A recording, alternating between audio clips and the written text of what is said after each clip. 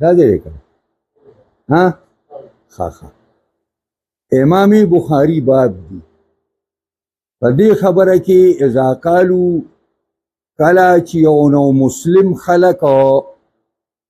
چې د هغې نه مطالبه د مسلمانۍ وشي چې مسلمانان شي او هغې دا الفاظ استعمال کی چې سبعنا منګه د خپل دین نه بل دین ته لاړو منګ د خپل دین نه بل دین ته لاړو یعنې منګه دین تبدیل کو او ولم یحسنوا اسلمنا او دا الفاظ په خوله نه راځي دا نشي ویلی چې اسلمنا د اسلمنا په ځای دغه وایي سبعنا او وقال ابن عمر عبدالله بن عمر رضی اللہ تعالی عنہما فرمائی فجعل خالد یقتلو خالد شورو شو وجل کئی نا یو قومو منگا تینا فوج اسلامی چاپی رکا او منگا تینا مطالبه رکا چی مسلمانان شئی آگی طول چگی کری سبعنا او اسلمنا نشویلے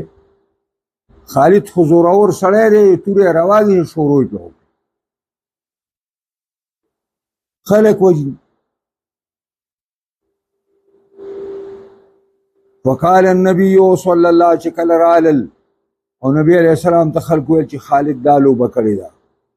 وقال النبی صلی اللہ علیہ وسلم نبی اکرم فرمائل اللہم اے زما ربا انی ابرأ الیک مما صنع خالد ز اعلان د بیزاری کوم تا تداغی نا چسا دی خالد سوکو اللہ زدی نا بیزاری وقال عمر رضی اللہ عنہ و فرمائل اذا قال مترس فقد آمنه ان اللہ یعلم الالسنة كلها وائی حضرت عمر و فرمائل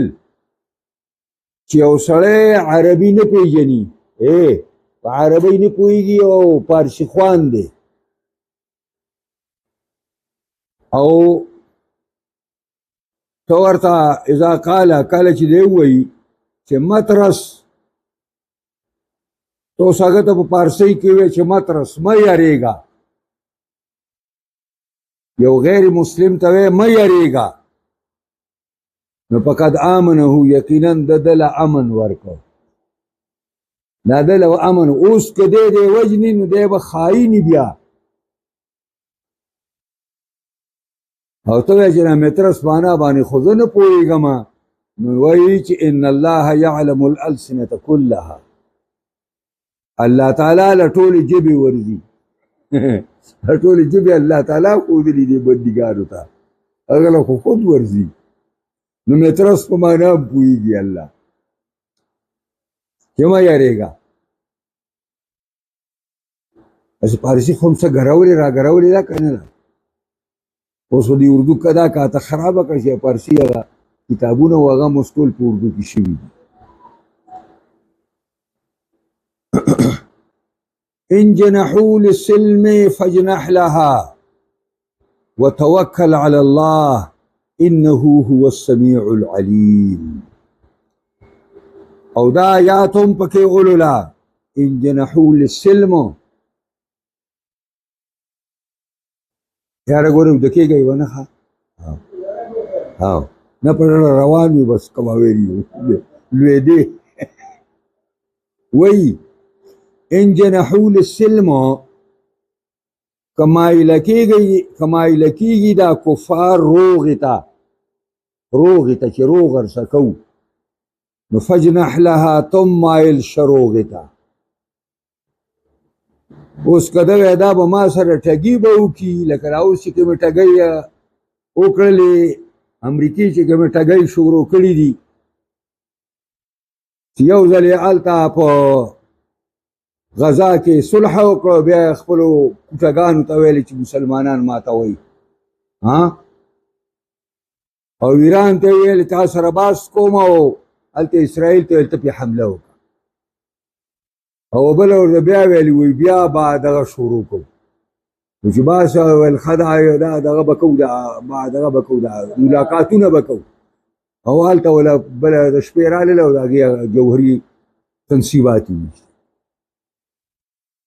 وإنه كذا يري وتوكل على الله فالله بانزان أصبارا إنه هو السميع العليم يكنن دا الله أوريدون كي پوه دي دا أرچا پنيتون باندي حدثنا مسدد حدثنا بشر هو ابن المفضل لا بشر سوق دي دا زويد مفضل دي حدثنا يحيى عن بشير بن يسار دي ما تبيان كريو يحاد بشير بن يسارنا او بیان کوي سهل ابن ابي حسمتنا قال انطلق عبد الله ابن سهل سهل ابن ابي حسمه وايي چلاړه عبد الله زوی د سهل او محيصه ابن مسعود ابن زيد الى خيبر دا عبد الله لاړو زوی د سهل او محيصه چې زوی د مسعود زوی د زیدو دا لاړل دا او خیبر ته لاړل او وهي یومئذ صلح او د خیبر سره په دې ورځو کې پیغمبر خدا صلح کړی و ځکه چې وهلی او بیا یې شړل هغې ویل موږ شړی مه تاسو د جهاد نوزګار نه یې زمیندارو ته زمینداري به دله موږ کوو نیمه به ستاسې نیمه به زموږ فتفرقا نو دا دوال صحابه په خیبر کې یو بل نه جدا شو نو فاتا محیصته الى عبدالله ابن سهل راغی دا محیصه خپل مرګري عبدالله بن سهل خواته وهو یتشحط فی دمه او ډېر سلیت پیته په خپل وینو کې قتیلا وجلی شوی دی دی خیبر کې دی یو بل جدا شو بیا خپل مرګره کوته چې قتل په وځي کې مړ پروتو او په وینو کې لیت په فدفنه خپل مرګره حالت کفن دفن کو ثم قدم المدینه به مدینه منوره ته راغی چراغه فانطلق عبد الرحمن ابن سهل لاړه عبد الرحمن بن سهل دغه مقتول رور دی کشر او محیصه لاړه او خویصه چې محیصه او خویصه دواړه ابنا مسعود دا دواړه د مسعود زامن دي دا درې کسانو جرګه لاړه الی النبي صلی الله علیه وسلم نبی کریم ته چې ورلل چې کېناسته فذهب عبد الرحمن دا عبد الرحمن ټولو کشر دی چې علاقه غوندې به نو د باز شروع کو یتکلم خبرې کوي نبی علیہ السلام ورته چې عبد الرحمن کبر کبر خبره و مشر کوي خبره و مشر کوي ځان مو سوټه مو ساده تب خبرې نه کوي خبره به مشر کوي او هو احدث القوم پر درې وانو کې دی کوم د ټول نه کشرو فسکت هغه چپ شو فتکلم دی نور دو خبر شروع کړي محیصه او خویصه دواړو خبر شروع کړي تفصیل وکړه نبی علیہ السلام ویل دا واقعات ویلاو ویل اتحلفون وتستحقون دم قاتلکم او صاحبکم تاسو قسم خوړی شئ 50 کسان چې تاسو حقدار شئ د وینو د خپل قاتل د خپل چې تاسو مستحق شئ دم قاتلکم دا وینو د قاتل ستاسو خیال کراله تاسو قسم خوړی شئ پرې باندې 50 کسان چې زمونږ دا پلانې د پلانی وجلې دی او یا الفاظ په حدیث کې او صاحبکم شو یعنی چې کوم سړی ستاسو دا سړی وجلې بوته پې ښودی شئ قسمونه خوړی شئ قالو هغې ورته ویل چې وکیف نحلفو د الله پیغمبره موږ به قسم څنګه وخورو ولم نشهد موږ ورته حاضر نه وو ولم نراونه مګر څوک لیدلي چې دی وجل څنګه قسمونه خورو قال نبی علیه السلام ورته ښه ده نو بله دویمه خبره واورئ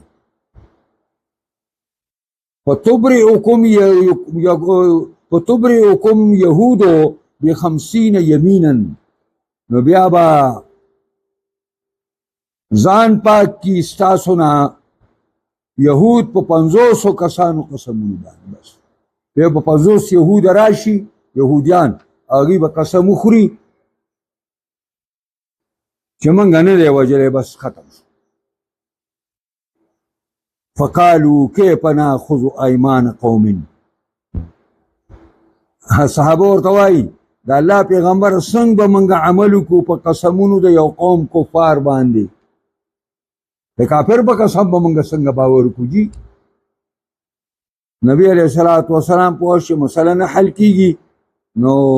فعقله النبي صلی الله علیه وسلم من عندي هغه ځه هلکه دې له د بیت المال نه دیات ورکړي بیت المال نه دیات پوه خبرې خبره باب فضل الوفاء بالعهد امام بخاری باب دی غرواله د وفاداری په معاهده باندې یو سړي سره د وعده کړی دا هغه وعده سر ته رسول دا یو ډېر لوی کارنامه ده حدثنا يحيى ابن كريب حدثنا الليث عن يونس عن ابن شهاب عن عبيد الله بن عبد الله بن عتبة أخبره أن عبد الله بن عباس أخبره أن أبا سفيان بن حرب ابن أمية أخبره أن هرقل أرسل إليهم في ركب من قريش ابو سفیان زیر حرب وایي چې حرب زیر أمية او داغه بنو أمية دغه ځای نه سال شوي دي امام دغه چې کوم دی حضرت معاویه دي اخبره دله خبر ورکړی چې ان هرقل ارسل الیه ابو سفیان وایي ما ته هرقل جواب راولېږه فی رکب من قریش زه په سرو کې وم او په یو ډله کې وم د قریشو نه کانو تجاره چې دا قریش په دې ورځو کې په شام کې تجارت نه راغلي وو فی المدة التي په هغه مده هغې کې ماده فیها رسول الله صلی الله علیه وسلم ابا سفیان چې لوزنامه کړې وه پای کې نبی علیه السلام د ابو سفیان سره فعل دې ورسېده فی کفار قریش یعنی نبی علیه الصلاة والسلام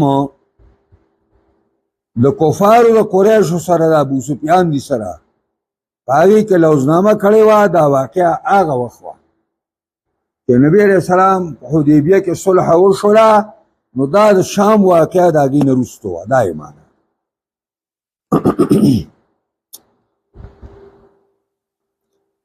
نو دې کې بیا وروسته دا خبره راځي چې تاسو چرته ټګي کړې ده غداري کړې ده نو هغه ویل نه خو زمونږ هغه په دې ورځو کې یو لوزنامه په منځ کې شته دی نو که په دې کې راسه څه کوي وایي دا خبره مې پکې ور وټومبله نور سوا سوالو شو پوهېږئ باب هل يعفى عن الذم اذا سحر آیا عفه به کېدی شي یو ذمي ته یعنی هغه کافر ته چې اسلامي حکومت کې اوسیږي او د اسلامي حکومت وفاداري او هغه په اسلامي حکومت کې په یو مسلمان سحر وکړي نو ده ته به عفه کېدی شي که نه اذا سحر کله چې دی سحر وکړي وقال ابن وهب اخبرني يونس عن ابن شهاب ابن وهب وای ما ته خبر را کړی یونس ته ابن شهاب زهري نه قال ابن شهاب زهري وای سئل اعلى من سحر من اهل نو وای چې سئل دا اعلى دی کنه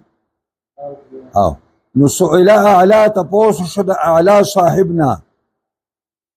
من دا هغه سړي باره کې سحره من اهل العهد چې هغه جادو کی او هغه د اهل عهد نه یعنی هغه سره معاهده او هغه په اسلامي حکومت کې اوسېږي نو څه چل وکړو نو سئل اعلی من سحره من اهل العهد قتل آیا د سزا قتل له قال هغه ورته وایي اعلی ورته وایي نه بلغنا ان رسول الله صلی الله علیه وسلم موږ ته دا خبر را رسېدلې ده چې یقینا نبی علیه السلام قد صنع له ذلک نبی علیه السلام د پاره سحر شوی و لبیز وی عاصم کړی فلم يقتل من صنعه نبی علیہ السلام هغه ساحر مړ نه کا چې چا په سحر کړی او وکانه من اهل الكتاب او د اهل کتابونو د اهل کتابو دلته درې لفظ استعمال شو هل يعفى عن الذمي او ذمي هغه ټیکسي کافر توای چې په اسلامي حکومت کې اوسېږي او ټیکس ورکوي او بیا وایي من سحر من اهل العهد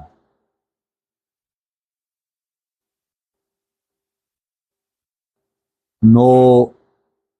دا څنګه چلې نو اهل عهد او اهل وعد دا دواړه یوي هیڅ فرق نه راځي اوس دا خبره چې منګه کوو چې وکانه من اهل الكتاب نو دا د اهل کتابونه اومو ځکه چې بعضې اهل کتاب داسې چې هغې سره معاهده هم شوې وه نو حدثنا محمد المصنع حدثنا يحيى حدثنا هشام حدثني ابي عن عائشه ان النبي صلى الله عليه وسلم سحر نبي عليه السلام بسحر شوي حتى كان يخيل اليه خیال کې بو ترال لا پیغمبر اسلام ته چې انه صنع شيئا دیو کار کړي ولا مساو کړي دینو صرف دونه فرق راغلی نور د دعوت په کار کې او دین په کار کې ذره بر فرق نه راغلی باب ما يحذر من الغدر امام بخاری باب دی هغه چې یاره ورکړی کېدی شي د دوکې د غدارۍ نه چې ګورې غداري به نه کوئ دوکې به نه کوئ وقول الله تعالی او پرې باب کې دا قول د الله امولله وإن يريدوا أن يخدعوك کدا مشرکان او کافران اراده وکړي چې تا سره دوکه وکړي پیغمبره نو مه یریږه فإن حسبک الله الآیة تا لپاره الله کافي دی هو الذي أيدك بنصره هغه الله چې مضبوط کړی ته په خپل تعاون او امداد باندې وبالمؤمنین او ته مضبوط کړی په مؤمنانو باندې وألف بین قلوبهم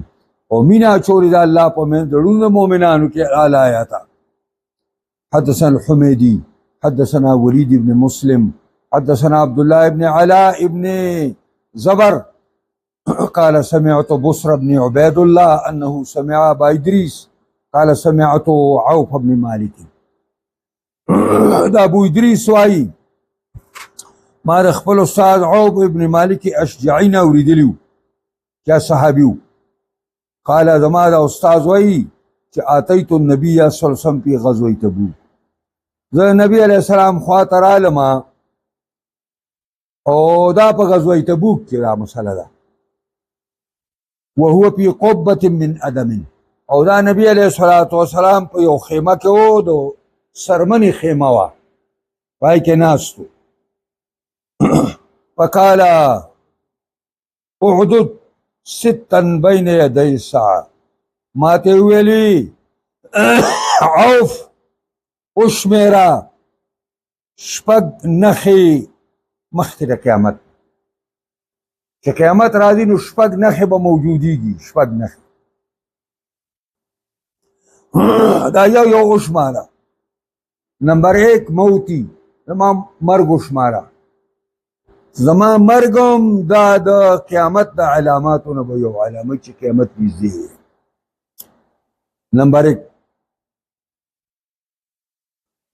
ثم فتح بیت المقدس. بیا به دویم نمبر زما د مرګ نه وروستو فتح د بیت المقدس وشي. فتح بیت المقدس. ثم موتان یاخذ فیکم كعقاص الغنم. بیا به په تاسو کې داسې مرګونه راشي وبایي چې نیسي به په تاسو کې، دا نیول به کوي په تاسو کې، نو دا سمدس به را پرېوځي او مړی به یې كعقاص الغنم، په شان دغه بیمارۍ د ګډو بیزو باندې. په دې ګډو بیزو باندې یو بیماري رایي ته عقاص وایي. هغه داسې بیماري ده چې سمدس رالویږي او مري، سمدس رالویږي او مري، بس حلالی به بیا هغه. او دا طاعون امواس مشهور په روایاتو کې راغلی دی چې ابو عبیده زیر جراح هم په دې کې بې شهید شوی دی. شام کې راغلی و دا. 80,000 کسان 3 ورځې کې دننه مړه شوي. 80,000 کسان. نو دا هم راغلی ده. فتح بیت المقدس هم شوی ده. رسول الله مفات شوی. 3 شوي. دا 3 وانه تیرې شوي دي. ثم استفاضة المال حتى يعطى الرجل 100 دینار فيذل ساخطا. سلورم دا چې مال او دولت به دومره ډیر شي چې بهیږي به. ثم يعطى الرجل 100 دینار. یو سړي ته به 100 اشرفۍ ورکړی شي. ويذل ساخطا، به تندی راګونجي کی بیمارۍ له 100 رغه راکړه، دینار راکړه. دا 100 دینار به ورته څه شی نه ښکاري. دونه مال به راشي. دا هم تېره شوې ده. د عمر ابن عبدالعزیز رضی الله تعالی عنه په خلافت کې هغه یو کال بعد زکاتونه تقسیمول. څوک چا زکات نه اخیسته. یو کال د اسلامي نظام شوی، چا زکات نه اخیسته. هغې صاحب زکات چا ورکړو؟ څوک نشته. هغه ویل که زما چې حکومت نه و که نه، په پلاني ښار کې ډېر فقرا او مسکینان هلته یې ویسه. هغه مال او دولت اوچت که چا ښار ته لاړم د اسلامي حکومت ښار و. کله که ماړه شوی ویل موږ یې نه اډو، موږ بس کار الله روان کړی دی. پوهېږئ دا هم شوې ده. او 5مه دا هم تېره شوې ده. ثم فتنة لا يبقى بيت من العرب الا دخلته. او څلورمه د نښه د قیامت هغه به یو فتنه وي، یو فساد به مسلمانان به یو بل وجني. لا يبقى بيت من العرب، پاتې به نشي یو کور د عربو الا دخلته، مګر دا فتنه به پکې ورننوځي. او دا فتنه موت عثمان ابن عفان رضی الله تعالی عنه. چې حضرت عثمان مرګ سو، بس د فتنو یو جال را خور شو. نن ورځې پورې دی، نن ورځې پورې. او د اسلامي نظام د دغه وخت نه اوچت شوی دی. ثم هدنة، دا پاتې ده ښه، د دې خبیثانو ته اوس غوږ کېدی. ثم هدنة، بیا به یو روغه کېږي، یو روغه به موجودېږي، صلح به کېږي. تكون بينكم وبين بني الأصفر، ستاسو او د انګریزانو منځ کې به رومیان، بني الأصفر رومیانو که انګریزانو ته وایي، ستاسو او د انګریزانو منځ کې به یو معاهده وشي. فیغدرون، نو دا انګریزان به غدر وکړي، لکه راوس چې دا ټرمپ دا غداري کوي چې راځئ کښېنئ رول خبرې کوو او هلته سړی وژني لګیا دی. دا غداران. نو فیغدرون، پس دا بنو الاصفر به غدر وکړي. فیعتونکم رابشی تاسو ته مسلمانانو تحت 80 غایتا لاندې د 80 جنډو نه په دې فوج کې جنډي یو دستې سره جنډۍ نو دلته آیت په معنا د رایې دی ښه سوچ ورته کوئ 80 جنډې د 80 جنډو لاندې به راشي او تحت كل غایة لاندې د هر جنډې نه به 12,000 12,000 کسانی د هرې جنډې نه به لاندې 12,000 کسانی او دا 80 جنډې دي نو 80 له په 2 په 12 کې ضرب ورکا